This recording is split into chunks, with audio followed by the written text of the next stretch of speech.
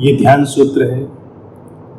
Meditation means dying to the past every moment, अर्थात अतीत के प्रति प्रति क्षण मरते चले जाना ध्यान है। सुंदर सी बात, प्यारी सी, सीधी, सपाट, अतीत में नहीं अटकना, ध्यान में होना है। उसका अभिप्राय है वर्तमान में होना। अतीत में हम केवल मानसिक रूप से रहते हैं। वो मानसिक उलझाव, वो मानसिक अटकाव हमको हमारे ध्यान से दूर कर देते हैं। तो सूत्र कहता है कि प्रति क्षण अपने अतीत के प्रति मरते चले जाएं, अर्थात अतीत को ढोएं नहीं। जो घटना हुई इस क्षण वो हुई, समाप्त। अगले क्षण अगली घटना आएगी, वो उस क्षण का यथार्थ होगा। सारी स्मृतियां हम जोड़कर जब इकट्ठी करते हैं तो उनसे बोझिल होते हैं, वो हमको परेशान करते हैं, वो नहीं करते। हमको अतीत को एक स्मृति के संग्रह की तरह देखना, जो कि वो सचमुच में है। अगर तुम थोड़ा भी जागरूक होकर देखो तो अतीत में जो भी घटनाक्रम तुम्हारे साथ हुआ हो, किसी और के साथ हुआ हो, वो है तो बस एक स्मृति ही। उस स्मृति से तुम कितना अपने को जोड़ते हो, वही तुम्हारे सुख या दुख का विषय बन जाता है। कुछ लोग अतीत में जीने लगते हैं, अतीत में कुछ अच्छा हुआ है तो उसी में जीने लगते हैं। कुछ लोग अतीत में कुछ बुरा हुआ है तो उसमें जीने लगते हैं। ठहर कर अगर वो देखें तो क्या वो उनका ही घटनाक्रम है या वो एक स्मृति है, एक कल्पना है? क्योंकि जो स्मृति भी हम अपने भीतर रखते हैं वो स्मृति भी कितनी यथार्थ होती है इसके बारे में कहा नहीं जा सकता। स्मृतियां भी रंगीन हो जाती हैं, धूल धूसरित हो जाती हैं। स्मृतियों में हम रंग भरते हैं, स्मृतियों को हम बेरंग करते हैं।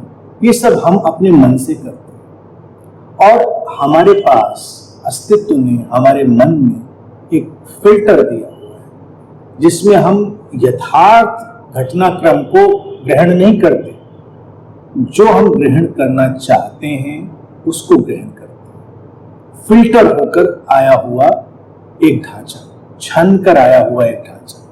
तो स्मृतियां छन कर आए हुए ढांचे के रूप में वही हमारा अतीत है। अतीत को तटस्थ होकर दूर से देखा जा सकता है, उससे तादाद में रखने की जरूरत नहीं है। और ऐसा नहीं कि हम किसी दिन अचानक बैठकर ये सारा काम करेंगे।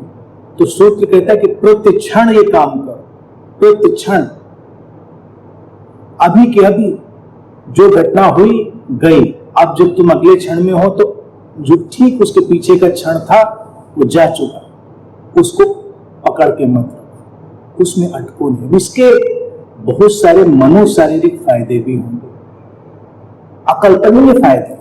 ध्यान तो घटता ही घटता है वर्तमान में, और इसीलिए ध्यान को कहते हैं कि हमारी असीमित संभावनाओं को खोलता है।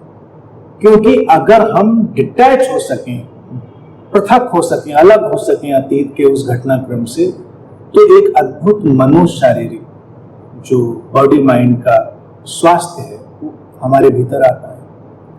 क्योंकि बहुत सारी चीजें केवल एक सातत्य बनाए रखने में, एक कंटिन्यूटी बनाए रखने में।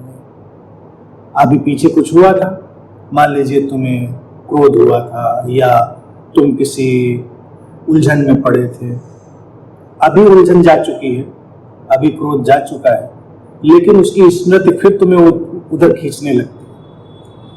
या अगर तुम उससे डिटैच नहीं हो पाए तो इस क्षण में भी तुम डामाडोल बने रहते हो। अगर हर क्षण में उसको वहीं का वहीं विसर्जित करने की कला सीख ली जाए तो अगला क्षण मुक्त होता है। वो पीछे की जो श्रृंखलाबद्ध प्रक्रियाएं होती हैं उनसे मुक्त होता है और उसमें तमाम जो बीमारियां हैं वो भी हट जाती हैं। मनोवैज्ञानिक रूप से आज हम जानते हैं कि कई बीमारियां केवल उनको मानसिक रूप से पकड़े रखने के कारण लंबे समय तक जीवित बनी रहती। उनका वो जो सातत्य का धागा है वो हमें तोड़ देना पड़ता है, वो कंटिन्यूटी का थ्रेड, और अचानक बीमारी खत्म हो जाती है। कई लोग लंबे समय तक कई बीमारियों से मुक्त नहीं हो पाते क्योंकि उनका शरीर एक स्मृति बना लेता है, उनका मन एक स्मृति बना लेता है, और वो स्मृति जो अतीत की बनी है वो लगातार ट्रांसफर करी जाती रहती है, इससे वो लगातार आगे जाती रहती है।